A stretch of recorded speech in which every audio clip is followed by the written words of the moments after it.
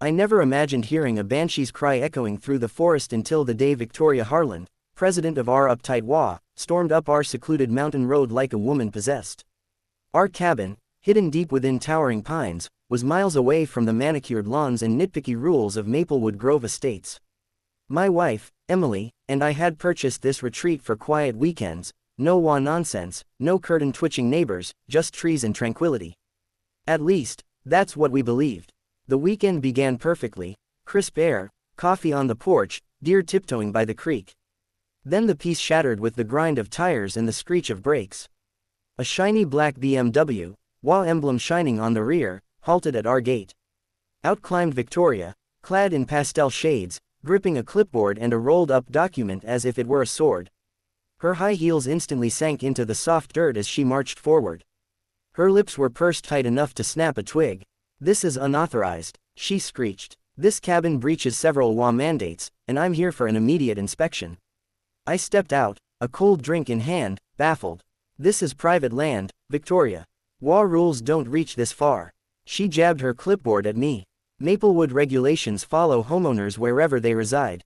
Section 89 on non-compliant occupancy applies." Emily, still in her plaid pajamas, rounded the corner, lifting an eyebrow. "I'm entitled to seize any documents or materials relating to these violations," Victoria declared, now visibly flushed. "Non-compliance will trigger legal consequences." I chuckled. "You're not law enforcement. You're trespassing." That's when she tried it. Victoria reached for the gate latch. That rusty old latch suddenly felt like the final barrier between sanity and chaos. But as she lifted the bar, slam. Emily strode over, slammed the gate shut, and snapped the padlock we usually use to deter bears. Victoria stumbled back, startled. "Touch this gate again," Emily said, calm as ever, "and you'll face something official. We've been waiting for this moment." She disappeared inside and returned moments later with a sealed envelope. "I'd advise reading this thoroughly, Victoria," Emily said, sliding it through the bars. Victoria's face scrunched as she tore it open, her complexion draining to pale. "What's this?" "A court-ordered restraining mandate for harassment. Signed by a judge last Thursday." She recoiled, blinking. That's when we knew the weekend had just gotten lively. Victoria stared at the paperwork like it had delivered a personal insult. Her mouth opened and closed repeatedly before she sputtered, "This is absurd. A judge? Against me? On what basis?" Emily crossed her arms. "On the grounds of stalking, false reports, and showing up at our property uninvited. You followed us here, Victoria.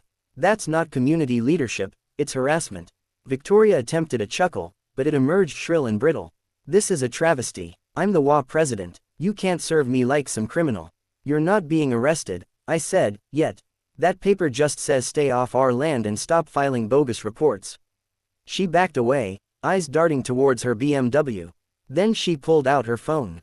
"I'm calling law enforcement. You're intimidating an official. This is on record." Emily raised an eyebrow. "HOA president isn't a public office, Victoria." Victoria hissed into the phone. "Sheriff's department. I'm obstructed at a property where illicit activity is happening." I sighed and dialed my own contact. "Hey, Deputy Carter." "Yeah, she's here. Just like you figured." Victoria's face shifted. "You know the sheriff's team personally." She stammered. "We know everyone up here," Emily replied, smiling. "And Carter's been expecting this call."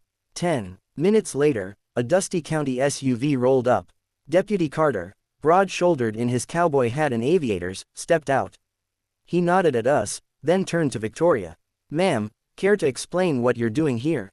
Victoria straightened. "Conducting a lawful property check on behalf of Maplewood Grove. These residents are violating aesthetic guidelines." Carter's tone flattened. "Ma'am, this cabin is beyond HOA boundaries. You've crossed county lines onto private land under a restraining order. That's illegal, not a guideline." Her posture wavered. "I wasn't aware." He raised a hand. "I'm not arresting you, yet. But if you don't turn that car around right now, we'll escalate this to the county judge, and trust me, he won't be as polite." Victoria's eyes flicked nervously as she retreated to her BMW.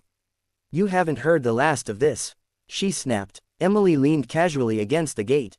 "We're counting on it." As the BMW kicked up gravel and disappeared, Carter chuckled. "You two sure know how to liven up a quiet weekend." "Oh, she's not done," I said. We should have known Victoria wouldn't back down. The next morning, just after sunrise, 3 SUVs rumbled up the driveway like a suburban enforcement squad. Each bore Maplewood Grove WA magnets, displayed like sheriff stars. Emily, unfazed, sipped her coffee. And there she is, bringing her cavalry. The lead SUV's door opened, and Victoria emerged, immaculate, clipboard ready, flanked by 2 men in polos. One carried a camera, the other, a folder brimming with papers. They looked hilariously out of place amid the wilderness. I stepped onto the porch. Lost again, or is this a new documentary on invasive species? Victoria marched to the locked gate. We are here to conduct a formal WA audit. Unauthorized structures and non-compliant residency have been noted. I burst out laughing. Non-compliant residency? You cooked it up over dinner last night. Emily joined me, arms crossed. Victoria, you realize you have zero authority here, right? The man with the folder spoke up. Under Clause 22C, if a secondary structure, this isn't Maplewood, Emily cut in. This is Pine Ridge County. Different jurisdiction. No WA authority. Victoria pressed on. We've filed a special petition to extend WA oversight to neighboring zones impacting our community image. Let me guess, I said. You wrote and signed it yourself. Victoria didn't respond. Instead, the camera guy began snapping photos through the gate, our porch, our toolshed, even the woodpile. Emily had enough. She grabbed her phone. Carter. Yeah, she's back. With a film crew this time. They're photographing private property. Victoria's smile vanished as realization dawned.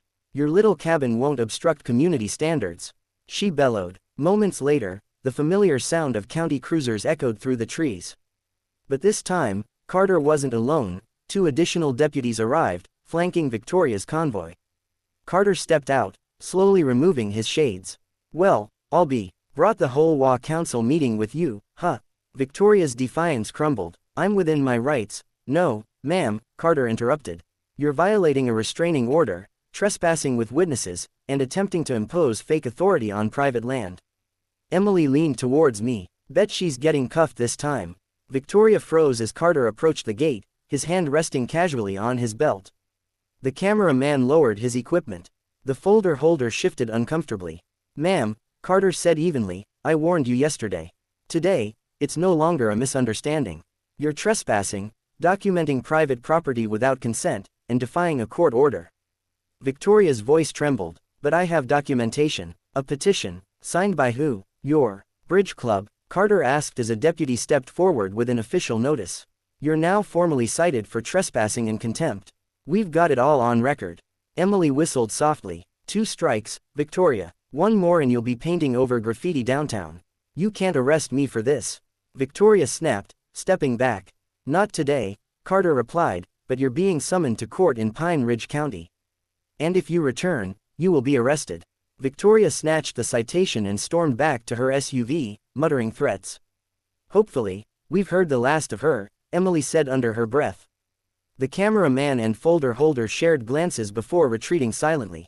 Soon, the entire convoy vanished down the trail, their tires kicking up dust. Carter tipped his hat. I'll handle the paperwork. If she returns, just give me a call. Thanks, Carter, I said. Care for some coffee? Tempting. He grinned, but I'd rather not be subpoenaed into an HOA hearing.